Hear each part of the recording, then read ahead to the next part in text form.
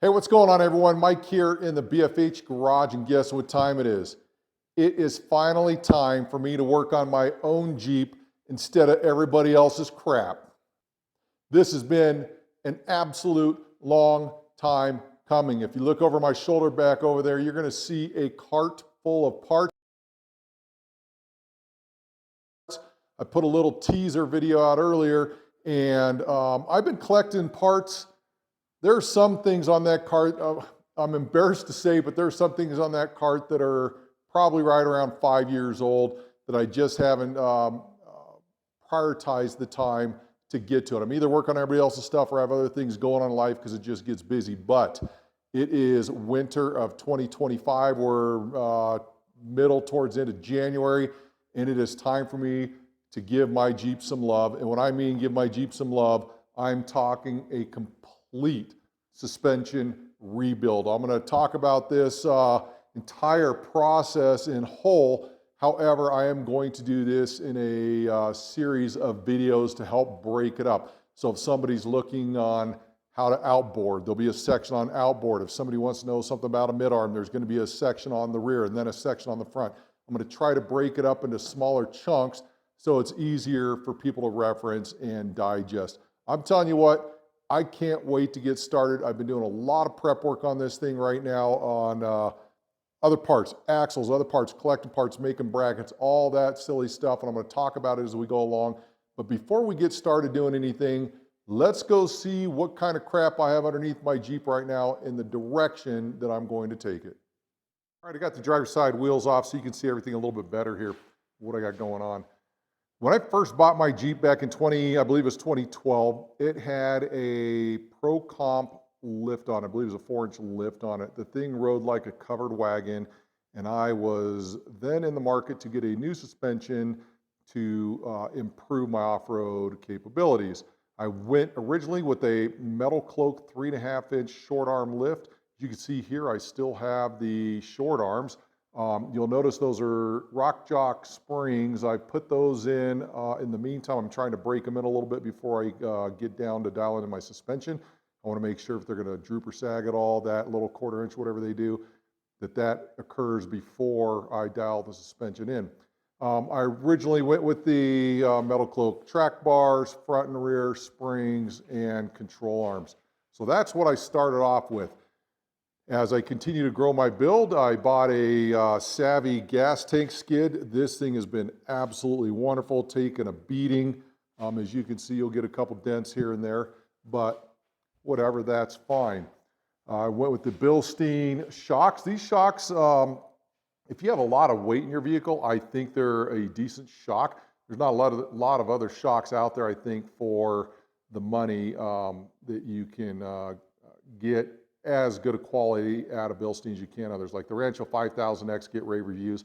I thought they were way too soft and squishy. Plus it had to be canned down, and that creates its own issues as well. So on my endeavor to improve my suspension, what I did was known as the poor man's shock outboard mod. You'll notice here, the original shock bracket used to be over here, and then on the forums, I believe it was Dave Kishpaw that talked about relocating it out underneath your lower control arm bracket, and it kind of gave you a little bit more of a stable ride, got that other mount out of harm's way a little bit as it was closer to the tire. That's worked fine for me for all these years. The entire suspension's worked fairly decent, but it's time for me to upgrade this thing and start hitting some tougher trails. Now, as we continue underneath, I had Tom Woods drive shafts, front and rear. I believe that's my second or third drive shaft. I believe that might be my second drive shaft up front. But anyway, that's what it is. I installed ARB air lockers, front and rear. So you see the little blue line coming out of here. So I got my lockers, front and rear, and I did the tie rod flip, as you can see right here. And that's kind of where my suspension sits as of right now. So one of the things that I'm looking to do is to improve overall ability of this rig. A lot of people are asking, why don't you go long arms? The problem with long arms, they become very, very light in the front. When you start climbing, you watch videos and these things will tend to tip over backwards because they get very light on the top side.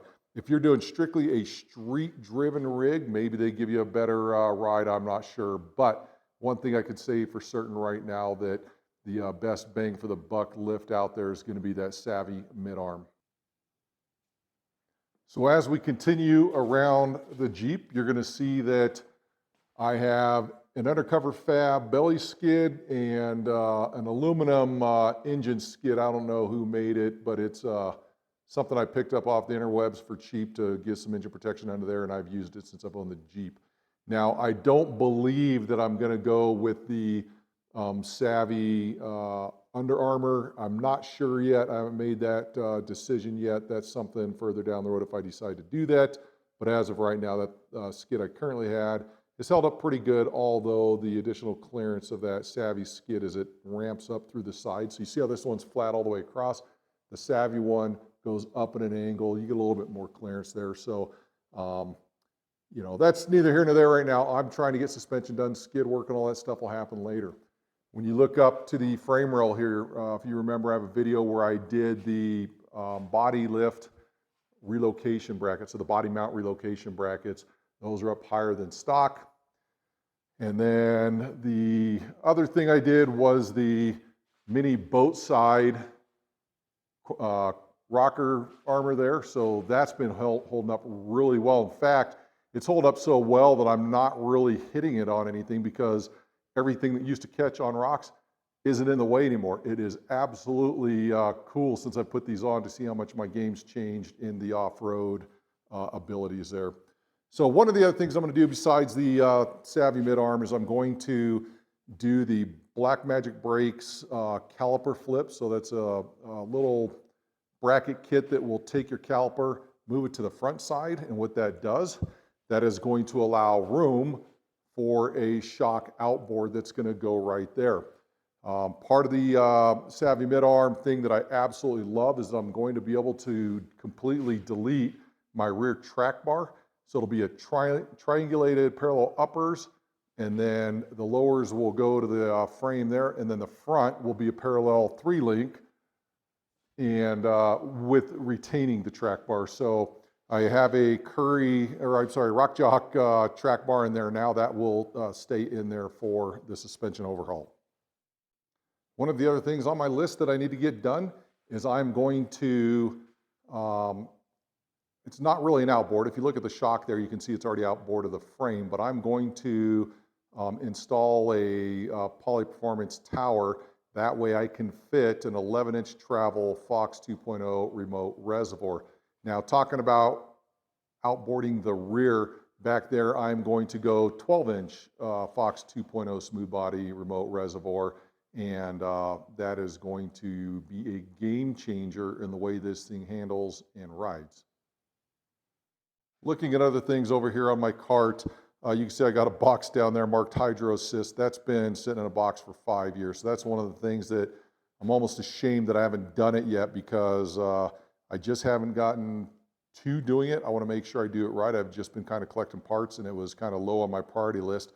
But there are times when I drive that Hydro Assist would be a game changer, and I've not had it. So I'm kicking myself in the ass all these years. Time to get that on.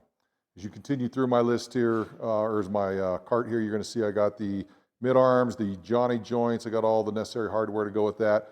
Up here, I have my brackets. I went ahead and painted them now. I'm going to grind off where I have to weld, but I want to try to get paint in all those nooks and crannies so it doesn't rust down the road. You're going to see here it's a rear coil bucket spring perch there, and I'll talk about that when I get to the axle part of it. I have some replacement lower control arm mounts for my rear axle. There's one on my axle that's bent pretty decent, and upgrading to a little thicker will help prevent that stuff from getting bent. You can see I got poly towers there. Now the stuff up top that's kind of not as glamorous, but I have headlights there, a little middle of the road, I guess, pair of headlights. It's just got to be better than what I had. But what I did do is I went with Infinite Off-Road. I got a little light bar I'm going to put on the front of the bumper above the winch, and then I have two side lights that will be pointed out a little bit there. That's going to change my lighting game for night wheeling. And then I also have part of the suspension. I got the Rock Jock bump stop kits. And then I have my little fire extinguisher mount that I got to find a place for. And I've had this stuff for a while. That's just pretty much a tune-up kit to get all of my motor running well. So that is it for this thing. That is what I am running with. When you look at this thing, I always like to say it's my piece of crap, but in reality, it's going to be a very capable rig here pretty soon. First thing I need to do, though, is get the wheels back on, lowered to the ground. I got to do a bunch of measurements for everything. I want to make sure I have all these measurements documented. That way, as I set up the suspension, I know what my reference points are. Now, before I get to that, one thing I want to talk about real quick is my rear axle. Now, I have a Dana 44 in here, and this thing has done well. My problem is that it is starting to get pretty well shaved, where I'm missing a half a bolt right there. I could probably weld that up with some weld wire and get it be just fine. But the other issue I have is that when I did this metal cloak kit, one of the things I did is I relocated, or actually fabbed up and relocated my lower brackets.